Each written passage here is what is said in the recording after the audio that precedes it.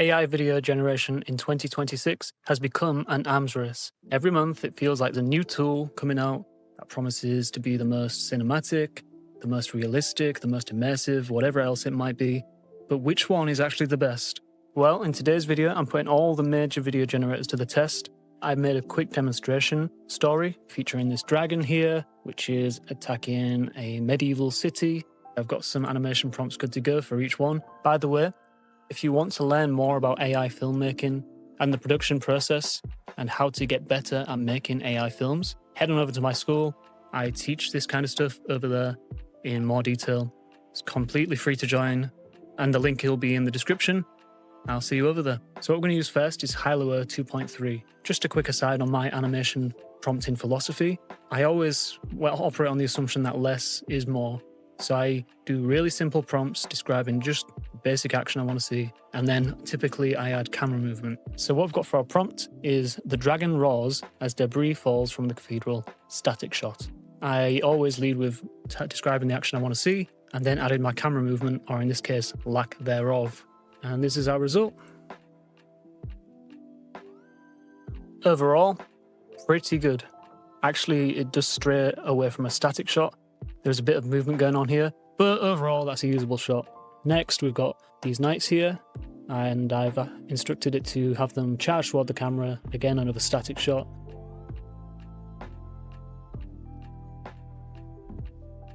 Now, it did start a bit funny with them sort of walking, but then, yep, this adheres to the prompt. Overall, pretty good. Then for this shot, we've got the dragon breathes fire onto the city below, static shot. Yep, again, that looks good. I do like Hailuo, it's a good workhorse. I use it all the time for my productions. It does a good job. This is my favourite shot of the bunch because I instructed it to do a tracking shot, dolly out.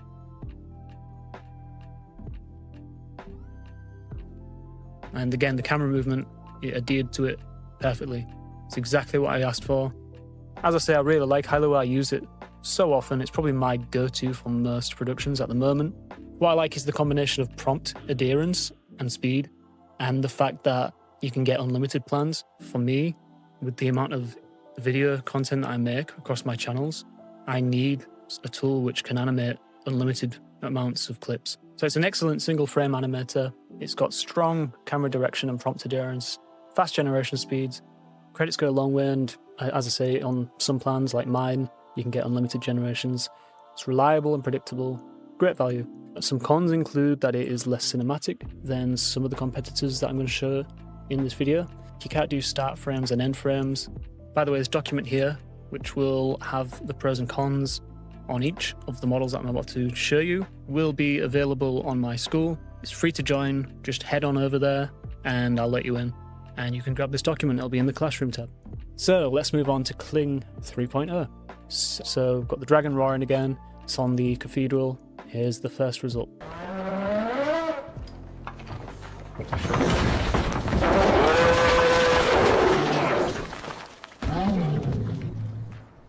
So I think straight away you can probably see that one of the biggest differences between Kling and Hailuo is sound.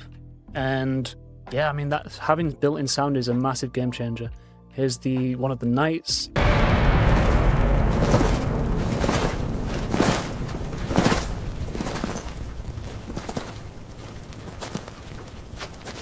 I love the cinematic quality to this particular shot. They didn't quite charge toward the camera like I asked, but it doesn't matter because the output just looks so cool. This is one of the biggest advantages of Kling, which is it's got start frame and end frame. And all that means is you can drop got frame 3 and then frame 4, and we can add our prompt. And basically this is a combination of prompts 3 and 4. So we're basically connecting these two shots together.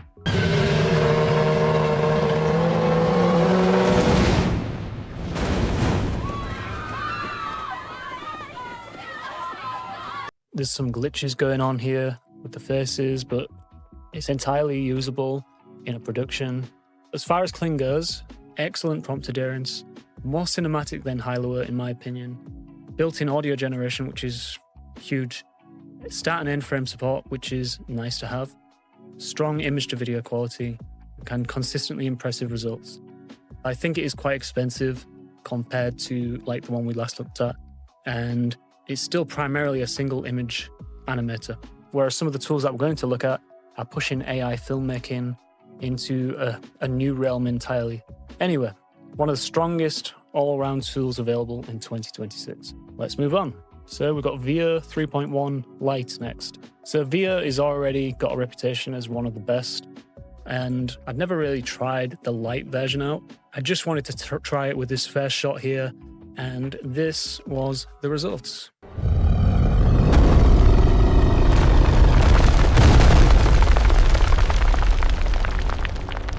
It's okay.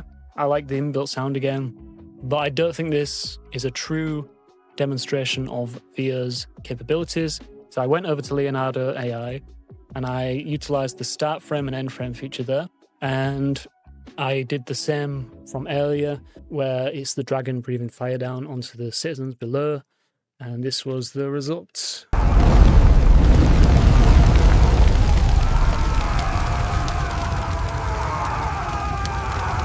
I was very impressed with this. It's a much better demonstration of Via's abilities. Yeah, as a result, it's definitely usable and yeah, very impressive.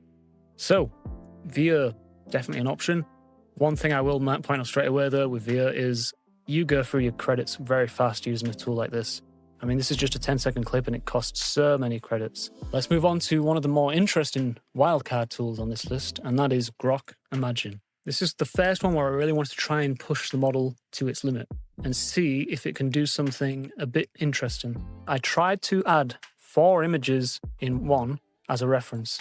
So if I show you Grok here in Higgsfield, let's just go over to Grok Imagine 1.5. That's specifically what I used. So you can upload one reference.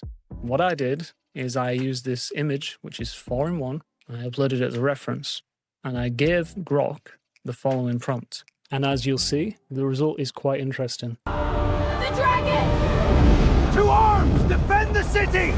Workhorse! For honor, charge! It's coming this way! Hold the line! Do not falter! I like how these guys were saying defend the city whilst running away. I was surprised that Grok managed this. I thought it was going to fail. Obviously, it starts very, very strange. But then it actually gets genuinely pretty good. Some of this would be completely usable. Now, what I was hoping Grok would be able to do is take this as reference material and make a video entirely from scratch rather than start from this as a starting frame. And it almost did it. And some of the voices you can just tell straight away. They're very wooden. I like that there's characters talking and it just makes it up. You know, it's nothing that I prompt for. It just decides on the fly what the character's going to say. It's very amusing, but it's very wooden sounding, you know? Other than that, it's very unique. Probably the most unique one on this list, Grok. Just to be fair, I tried it again with just doing, you know, single frames. So it's worth us showing them as well.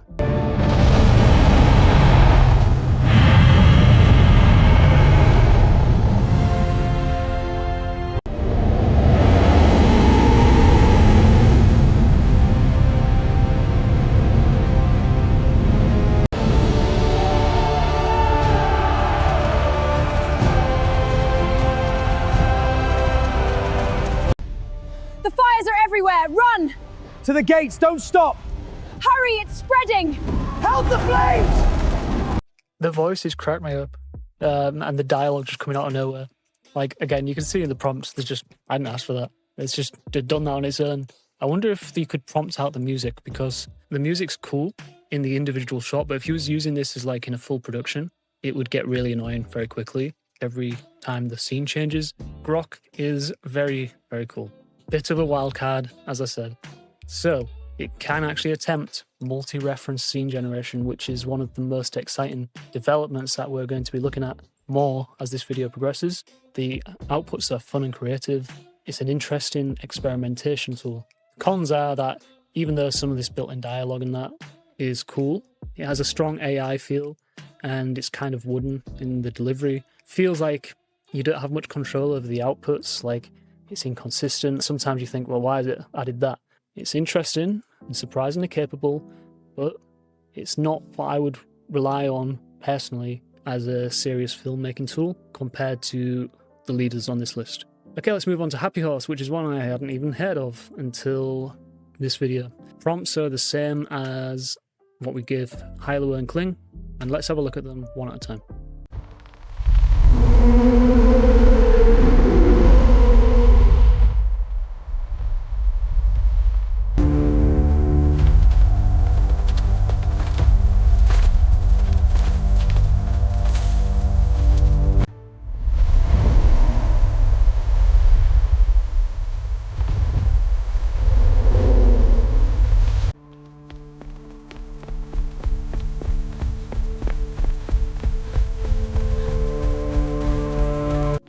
Okay, it's pretty good. I preferred Grok and some of the others on this list. The dragon in particular starts morphing in a very typical AI way, so it kind of looks a bit questionable. And this shot, you can see that the character here started having some weird like glitching. This was a pretty good shot as well. I liked that it adhered to the camera movement. It understood that very well. It's on a similar level to Grok, in my opinion. I do like that you can do 15-second long clips. That is very useful. And I like the inbuilt audio. So, Happy Horse, strong single frame animation, some very good results, easy to use. In my opinion, it is not as strong as the others on this list, but it's definitely good and usable. Another pro, by the way, is I think it's slightly cheaper than most of the options that we've covered so far. Let's move over to another site now. I'm going to show you a tool that was my go-to for a long time, and that is Runway. What I do like about Runway, this is Gen 4 Turbo, is it's very fast. Like the generations are very, very fast. I think the problem straight away becomes obvious with Runway, at least with Gen 4 Turbo, and that is it's noticeably not as strong with the outputs. So this does not look great to me. This is a usable shot though. Again, it generates so quick. And that is a genuine advantage if you're trying to produce lots of clips fast, I suppose. If you wanted to produce a bunch of clips fast, Gen 4 Turbo, very good option. So the cons are prompt adherence is weaker. It's not leading the field in 2026 in my opinion, and the quality often trails newer models. Let's just have a quick look at Higgsfield's built-in animator. So this was a clip where I tried to combine two scenes, like start frame and end frame, for this scene here, and yeah, as a result.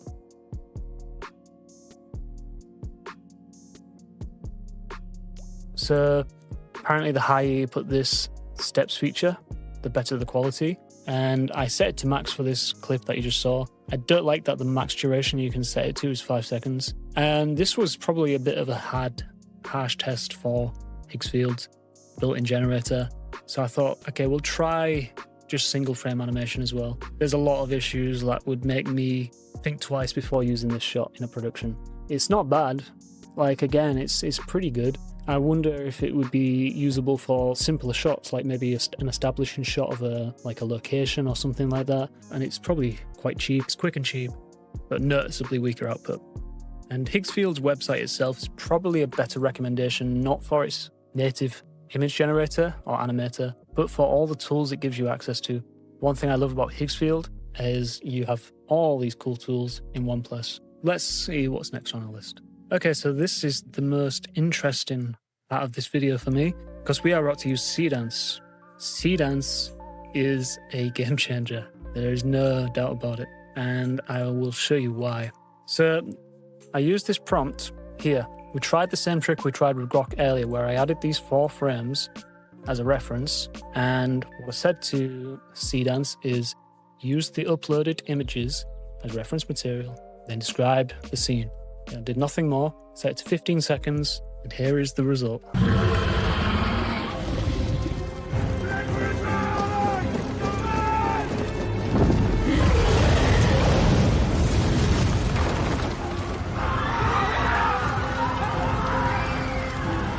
I didn't fully appreciate how good Seedance was until I did this test. It's taken these frames and it's used them the way, like a film director would. It's even done its own like thing. You can see these first 2 frames are mine, and then this is here, it kind of deviates into its own thing where it's still recognizably the same scene though. And then this, wow, what more need be said? It's like watching a real movie.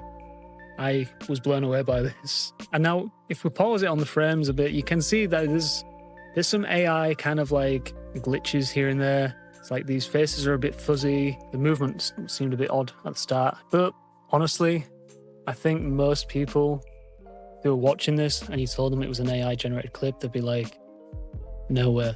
I actually didn't generate this at full like intensity. I don't think it was full HD. In fact, you can see here, I think it was 864 by 496. So just bear that in mind when you're looking at this. Out of all the tools on this list, this is the one that impresses me the most. You can just see the direction things are going. And we're moving away from you upload a single image and you animate that, or you do start frames and end frames. And we're moving more towards describing the scene you want and inputting reference material and then letting the AI do its thing. And I mean, I'm only scratching the surface with Seedance. I'm going to do a full video on all the possibilities that it opens up. You can add like audio references, character references, pictures and whatnot. And you can stitch it all together and make a coherent scene. It's really amazing. The only other tool that comes close, and this is actually the last one on our list, is Sora. On Sora 2 Max, I tried the exact same prompt. Keep moving! To the square! Shields up! Hurry! Get to the harbour! Hold the line! Brace for the breath! And again, understood the assignment. Sora 2 did a very distinctive thing compared to Seedance. I preferred Seedance's, but I love that again that it understood the task. So in terms of Seedance, best results in the test by far, in my opinion.